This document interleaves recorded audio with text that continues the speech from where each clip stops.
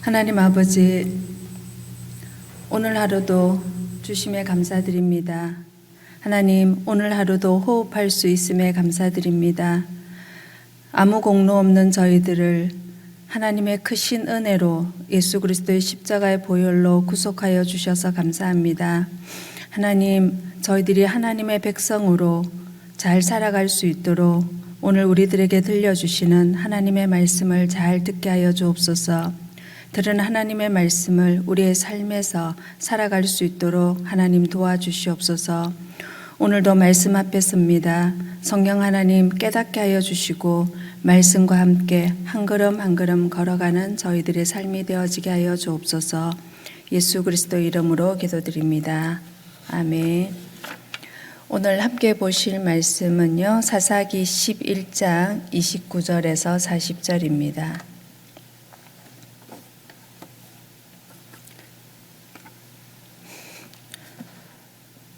사사기 11장 29절에서 40절 우리 한 절씩 교독하도록 하겠습니다. 이에 여호와의 영이 입다에게 임하시니 입다가 길르앗과 므낫셋을 지나서 길르앗의 미스베에 이르고 길르앗의 미스베에서부터 암몬 자손에게로 나아갈 때에 그가 여호와께 서원하여 이르되 주께서 과연 암몬 자손을 내 손에 넘겨주시며 내가 암몬 자손에게서 평안히 돌아올 때에 누구든지 내 집 문에서 나와서 나를 영접하는 그는 여호와께 돌릴 것이니 내가 그를 번제물로 드리겠나이다 하니라.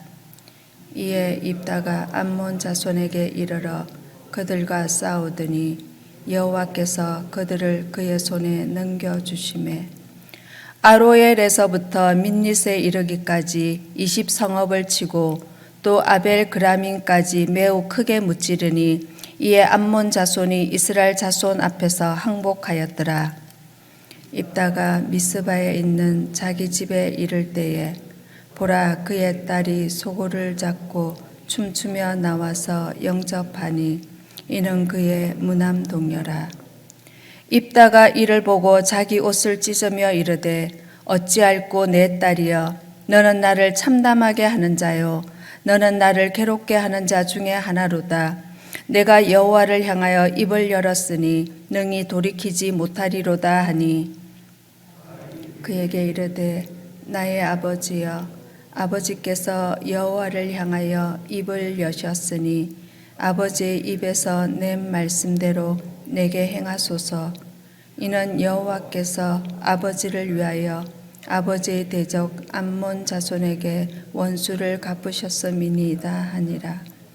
또 그의 아버지에게 이르되 이 일만 내게 허락하사 나를 2달만 버려두소서. 내가 내 여자 친구들과 산에 가서 나의 처녀로 죽음을 인하여 애곡하겠나이다 하니 그가 이르되 가라 하고 2달을 기한하고 그를 보내니 그가 그 여자 친구들과 가서 산 위에서 처녀로 죽음을 인하여 애곡하고 2달 만에 그의 아버지에게로 돌아온지라. 그는 자기가 서운한 대로 딸에게 행하니 딸이 남자를 알지 못하였더라. 이것이 이스라엘의 간습이 되어 이스라엘의 딸들이 해마다 가서 길라 사람 입다의 딸을 위하여 나흘씩 애곡하더라. 오늘 본문은요, 암몬과의 전쟁과 입다의 서원이 기록되어 있습니다. 암몬과의 전쟁을 앞두고 하나님의 영이 입다에게 임하게 됩니다. 이전에 온니엘과 기드온도 영이 임하자 전쟁에 나가서 이스라엘을 구원했었습니다. 29절 여호와의 영이 입다에게 임하시니 여호와의 영이 입다에게도 임했으니 입다도 승리의 결과를 기대해 볼 수 있을 것입니다. 그런데 하나님의 영이 입다에게 임하신 자체가 정말 놀랍고 감격스럽습니다. 여기까지 오기까지 많은 방해가 있었죠. 이스라엘이 배역과 해결을 반복하였기에 하나님은 그들을 구원하지 않으시겠다고 10장 13절에 말씀하셨습니다. 그러다 암몬이 길앗을 치려 하자 백성들은 하나님의 말씀을 무시하고 자신들이 스스로 나서서 구원자를 찾았고 입다와 합의하여 그를 머리로 지도자로 세우게 됩니다. 이 과정에서 하나님을 기쁘시게 할 만한 것이 하나도 없었음에도 불구하고 하나님은 입다에게 그의 영을 보내주셨습니다. 하나님의 긍휼과 사랑이 얼마나 크신지 알 수 있습니다. 입다도 기드온처럼 영을 힘입어서 군사를 모집을 합니다. 암몬을 공격하기 위해 입다는 길르앗과 므낫셋을 지나고 길르앗의 미스베에 도달합니다. 29절에 지나다, 이르다, 나아가다란 동사는요, 다 같은 동사로서 입다가 하나님의 영을 힘입어서 이들 지역을 종횡무진하는 장면을 역동적으로 그려내고 있습니다. 여호와의 영은 사사가 구원자 역할을 제대로 수행하도록 주도하고 있습니다. 그러므로서 전쟁의 지휘자는 그 영을 보내신 여호와임을 확인시키고 있습니다. 이 미스베는 요단 동편의 미스바와 같은 지명으로 추정이 됩니다. 입다는 므낫세 사람들 사이의 거래로 머리가 되게 하겠다는 약속을 받았지만 하나님은 하나님의 영을 입다에게 내려 그를 사사로 세우십니다. 결과가 그들의 모든 가정을 정당화하는 것은 아닙니다. 다만 이 지극히 인간적이고 세속적인 이 나라를 향하여 그들의 수준대로만 역사하지 않으시고 그들의 수준에도 불구하고 그들을 사랑하시는 하나님은 역사하십니다. 암몬은 입다가 전한 바른 메시지를 수행하지 않고 전쟁을 감행합니다. 그런데 입다는 하나님께서 옳고 그름을 판단해 달라고 부탁했음에도 자기가 하지 않아도 되는 서원을 하고 맙니다. 자기가 전쟁에서 평안히 돌아올 때에 자신을 맞으러 집 문 밖으로 나오는 자를 집 밖으로 나오는 것을 여호와께 바칠 것을 서원을 합니다. 하나님의 영이 임한 후에 일어나는 이런 사건들을 보면서 하나님의 영의 임재가 그 사람의 영성이나 도덕성의 변화를 보정하지 않음을 잘 보여주고 있습니다. 31절에서 번제의 대상은 그로 나왔으나 그것이라고도 번역이 가능하므로 사람과 가축이 다 번제의 물로 후보에 오를 수 있었습니다. 우리가 번제를 생각한다면 소나 양을 떠올리게 되는데요. 이 인신제사는 신명기 18장에 보면 하나님이 금지하신 일입니다. 그러나 실제 상황에서 입다는 기한을 맞이할 대상이 보통 가축이 아니라 사람이 될 수도 있는 것을 알고 있었을 것입니다. 이 입다는 자신의 딸을 제물 후보로는 계산하지 않았지만 자기가 전쟁에서 이기기만 한다면 사람이라도 못 바칠 수 있겠느냐라는 마음도 들지 않았을까 싶습니다. 당시에 이 가나안에는요, 모압신을 비롯해서 이방의 신들을 숭배했고 바알브리처럼 여호와 신앙과 이방 신앙이 섞인 혼합적 신앙이 있었기에 인신제사도 아마 염두에 두었을 것입니다. 이 인신제사 서원은 이 입다가 얼마나 가나안 문화에 깊이 젖어 있었는지를, 가나안과 싸우면서도 가나안 문화에 얼마나 동화되어 있었는지를 잘 보여주고 있습니다. 이 입다는 자신의 서원이 몰고 올 후 폭풍은 생각하지 않고 전쟁의 승리에만 눈이 멀었던 것입니다. 그는 하나님의 영이 임했음에도 불구하고 왜 서원이 필요했을까요? 입다는 길르앗 장로들과 암몬 왕과 했듯이 하나님과도 거래, 협상을 한 것으로 보입니다. 상대가 어떻게 나오느냐에 따라서 자신도 그에 응하는 것입니다. 그러나 이 입다의 협상을 보면 서로의 상생이 아니라 늘 자신이 우세하고 이득을 취하는 입장이었습니다. 장로들과의 협상에서도 자신은 우두머리 지위를 확보했고 암몬과의 협상에서도 자신의 주장이 다 옳았음을 열변을 했습니다. 그는 여호와께 헌신한 것처럼 말했으나 실상은 인간적인 계산과 판단이 매우 빨랐습니다. 그는 서원을 명분 삼아서 자신에게 가장 절실한 승리를 하나님께 요구하면서도 서원물로는 미리 알 수도 없는 대상을 바친다고 했으니까 자신은 손해볼 일이 하나도 없었습니다. 한나가 하나님께 아들을 구하며 서원물로 그녀의 가장 귀중한 존재가 될 아들을 평생 하나님께 바친다고 서원한 것과는 굉장히 대조적으로 보입니다.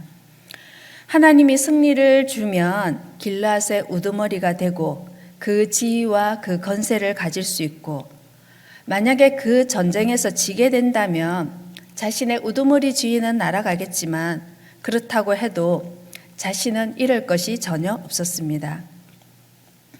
한편 서원은 자발적으로 하나님과 맺는 약속의 맹세입니다. 서원은 꼭 해야 하는 것은 아니고 서원을 안 해도 죄가 되는 것은 아닙니다. 다만 서원한 경우 그것을 꼭 지켜야 된다는 구속력은 따릅니다. 신명기에도 보면 서원을 했다면 미뤄서도 안 되고 어겨서도 안 되고 어기면 죄가 된다고 합니다. 자, 여호와는 암몬을 입다에게 넘겨주심으로 대성을 거두게 하셨습니다. 입다는 암몬 경계 근처로 추측되는 아로엘에서 민니까지 20성읍과 아벨 그라민까지 이르러 엄청난 타격으로 암몬을 무찔렀습니다. 암몬은 마침내 이스라엘 앞에 항복을 했습니다. 그런데 대성보다 더 놀라운 것은 전쟁의 승리 기록이 딱 2절밖에 없다는 것입니다. 그동안 기록들에서 보면 하나님의 놀라운 기적과 사사들의 활약이 자세히 묘사되어 하나님의 구원을 높인 것과는 대조적으로 보입니다. 전쟁의 승리는 하나님이 입다의 서원에 응답하신 결과가 되었습니다. 그러나 승리는 하나님께서 입다를 지지해서가 아니라 입다의 기도, 입다의 서원이 아니라 하나님은 고통당하는 이스라엘을 사랑하신 까닭에서 그들에게 승리를 주신 것입니다. 이제 입다는 대성을 거뒀으나 경솔한 서원의 대가를 치러야 했습니다. 이 부분도 보면 입다 사사의 그 기록의 특징인 대하로 기록이 되어 있는데요. 대하가 빠진 곳은 입다의 서원 부분이고 침묵의 대상은 여호와 하나님이셨습니다. 개선 장군처럼 입다는 길라앗의 지휘관으로 지위를 확보한 채 미스바의 집으로 돌아왔습니다. 그러나 충격적이게도 그를 맞으러 나온 것은 그의 무남 동료였습니다. 그의 무남 동료가 소고를 잡고 춤추며 그의 집 문으로 나오고 있었습니다. 입다는 옷을 찢으며 아이고 내 딸아, 너는 나를 정말 비참하게 만드는구나. 네가 나의 문제거리가 되었구나 라고 비탄해합니다. 그런데 이 입다의 말에는 자신의 무분별한 서원에 대한 후회나 딸에 대한 죄책감이 전혀 없습니다. 오히려 모든 문제의 하사를 자신의 딸에게 돌리는 비난뿐입니다. 입다는 자신이 여호와께 입을 열었으니 돌이킬 수 없다고 말합니다. 잘못은 자신이 했지만 뒷감당은 이 딸이 해야 한다는 것입니다.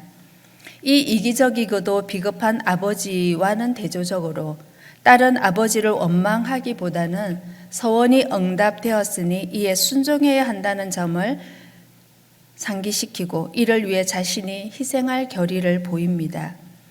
이들 대화 중에는 여호와를 향해 입을 열었다라는 표현이 반복되면서 서원을 되돌릴 수 없는 것으로 부각시키고 있습니다.